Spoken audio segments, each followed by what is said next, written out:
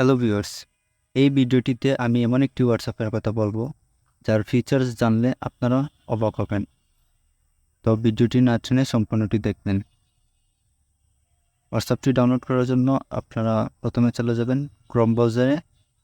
আমি ক্রোমে গেলাম, যাওয়ার পর এখানে সার্চ দিব FM হোয়াটসঅ্যাপ।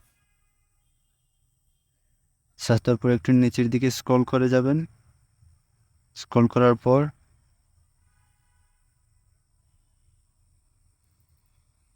এই লিঙ্কটিতে ক্লিক করবেন। ডিসক্রিপশনে আমি লিঙ্কটি দিয়ে রাখবো। যাওয়ার পর একটু নিচের দিকে যাবেন। নিচের দিকে যাওয়ার পর এই যে ডাউনলোড নাও অপশনটিতে ক্লিক করবেন। ক্লিক করার পর ডাউনলোড এনিওয়ে এটাতে ক্লিক করবেন। তো হোয়াটসঅ্যাপটি আমার ডাউনলোড হচ্ছে।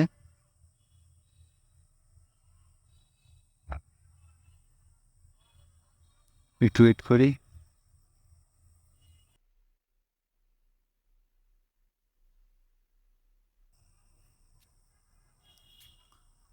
তো আমাদের অ্যাপসটি ডাউনলোড হয়ে গেছে। এখন আমরা এটাতে ইনস্টল দেব। আমরা অ্যাপসটি ইনস্টল করব।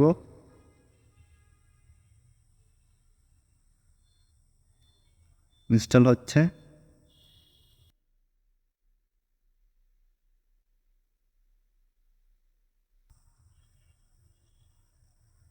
তো আমাদের ইনস্টল হয়ে গেছে। এখন আমরা অ্যাপটিকে ওপেন করব।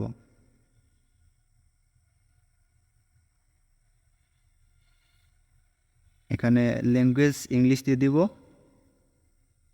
তারপর এগ্রি অ্যান্ড কন্টিনিউতে ক্লিক করব। আমরা নোটিফিকেশনগুলো অ্যালাউ দিয়ে দিব। এখানে আমরা নাম্বার দেব। তো আমি আমার নাম্বার দিয়ে দিচ্ছি। তারপর নেক্সটে ক্লিক করব।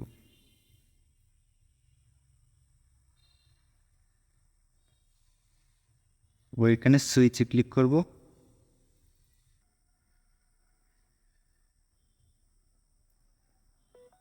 ক্লিক করার পর এই যে দেখতে পাচ্ছেন you need to official WhatsApp to log in.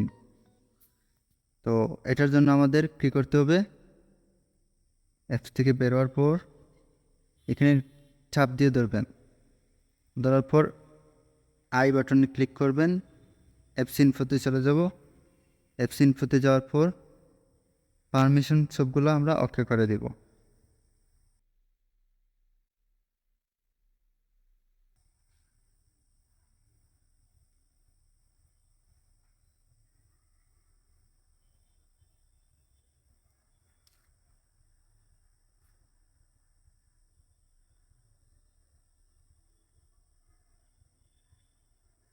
তো আমরা পারমিশন সবগুলো অ্যালাউ করে দিলাম।